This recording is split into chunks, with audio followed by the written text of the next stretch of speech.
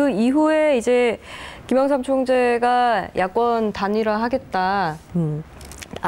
단결하겠다 이렇게 해서 통합을 통합을 단일화에 좀 꽂혀 있다 보니 네, 단결하겠다. 네. 그래서 민주당을 그러니까 나갔던 사람 들어와라 이런 뉘앙스였어요. 맞습니다. 네, 그래서 실제로는 이 평민당의 해체를 요구하는 이런 흐름으로 흘러갔는데 당시에 그 김대중 총재는 어떤 입장이었을까요? 딱 이 얘기를 들었을 때. 모욕감이죠.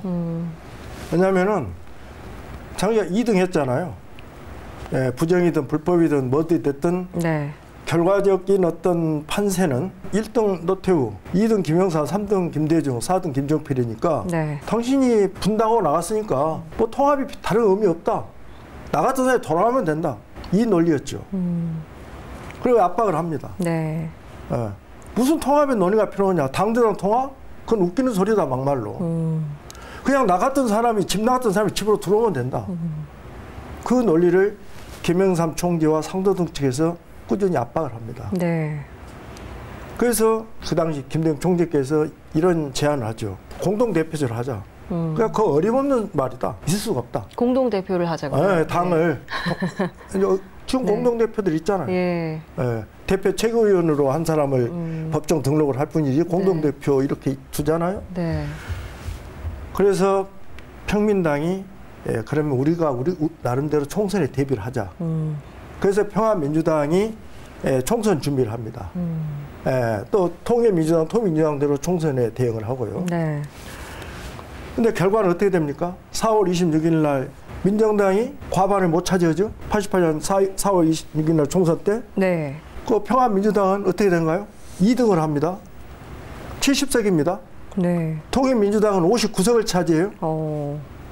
11석 차이가 나요. 10석 네. 차이가 어마한 겁니다. 네. 예.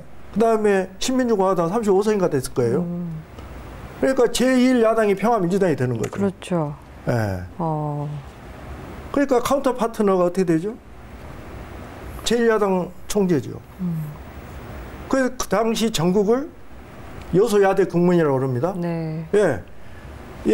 100%를 잡고 했을 때 민정당이 얻은 표가 34%. 네. 평화민주당, 통일민주당, 신민주공화당이 얻은 표가 66%. 이게 34대 66이에요. 네. 그러니까 이거 여소야대 국면이고 그중에 제1야당의 대표는 김대중이고 네. 그러니까 김대중이 전국을 리드를 하게 됩니다. 예. 그러니까 이제 김영삼 총재가 제안하고 나온 것이 있습니다. 어떤 겁니까? 노태우 당신 네. 중간평가 하자고 안 했냐. 노태우 중간평가를 들고 온 거군요. 대선 공약 속에. 예. 국민의 지지가 네. 많지 않을 때니까. 네. 내가 만약에 정책 수행을 잘 못하고 있다면은 중간에 평가를 봐서 사퇴하겠다. 네. 대통령을. 그 공약을 지켜라. 그 공약을 내걸었었어요? 아니, 노태우. 그래서 그러니까 김영삼 총재가 예. 노태우한테 당신 중간평가 하자. 그러니까 김대중이 중재를 나섭니다. 김대중 총재는 평가 받을 것이자 평가를 할 거 아니냐. 1년도 안 됐는데. 아니 대통령으로서 우리가 네. 평가할 수 있는 일이 있을 때 평가를 하자. 그 당시에 근데 올림픽 있었고. 그러니까 88 올림픽에 노태우 인기가 있었죠. 예. 그 다음에 김대중 대통령이 이렇게 합니다. 네. 우리 국회에서 7개 특위를 만들자. 그래서 전두환의 50 비리라든지 네. 5.18 광주 민주화운동, 이봉원에 대한 진상규명, 그 다음에 보상. 그 다음에 이 앞으로 정치가 선진화되고 민주화되기 위해서 네. 여러 가지 제반, 좋은 법을 법제하자. 또 네. 지방자치를 실행하자. 민생 문제를 다루자. 이렇게 해서 7개 특위를 구성하자. 네. 그게 통과가 됩니다. 그래가지고 88년에 청문회 전국이 진행이 되죠. 청문회 전국이 주도가 되면서 이제 전두환 정권의 온갖 부조리, 비리, 네. 그 일가족의 부정 축제 그런 게 이제 낱낱이 다 밝혀지죠. 그 다음에 이제 광주 민주화운동, 5.18 민주화운동에 관련해서 이제 전두환 살인마 하면서 이제 난리가 국회에서 일어나잖아요. 그리고 이제 전두환이를 결국 백담사로 유배를 보내게 됩니다.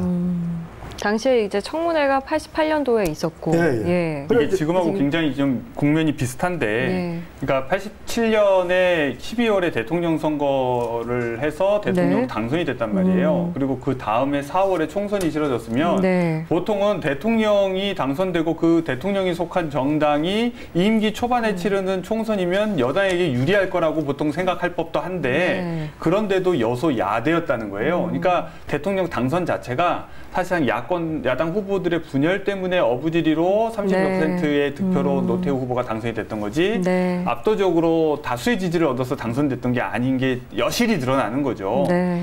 그러니까 이제 야당이 주도하는 이제 의회에서 지금도 우리가 이제 거대 야당이 주도하는 지금 의회를 보고 있죠. 그럼 계속해서 정권을 압박하는 청문회를 실시합니다. 그러니까 7개 특위를 만든 것도 그런 저희가 뭐 의미에서 특검법 하자 뭐 이런 거 과거 하자는 들추자. 거죠. 그러니까 50 청산해야 된다.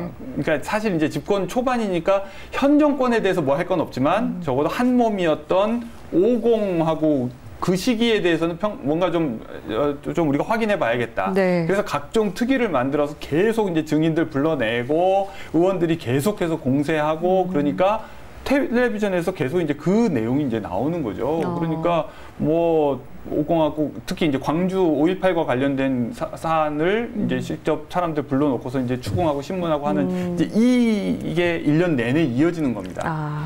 그러니까 사실 노태우 대통령 입장에서도 이 여소야대 국면에서 어떻게 빠져나가고 싶은 마음이 있었을 거고 그런데 이제 또 야권에서 방금 회장님 얘기하신 것처럼 주도권은 제1야당인 평민당의 대표인 이제 김대중 총재가 쥐고 있으니까 김영삼 총재 입장에서도 뭔가 자기도 이제 반전의 기회가 필요했던 거고 이제 이런 필요들이 이제 서로 지금 맞물려서 지금 정치가 그래서 이제 김영삼 우리 공 교수 말씀처럼 김영삼 총재에 필요한 것은 정부의 주도권이 노태우, 김대중 이 두 카우트 파트로 결정돼 갖고 가면은 좀 소외되고 배제되고 본인의 억울하잖아. 입지가 없으니까 그죠? 지금 그러니까 본인 몫이 없잖아요. 그래서 이제 들고 나온 게 89년도에 중간평가가 나오는 거예요. 그러니까 중간평가를 강력하게 요구를 합니다.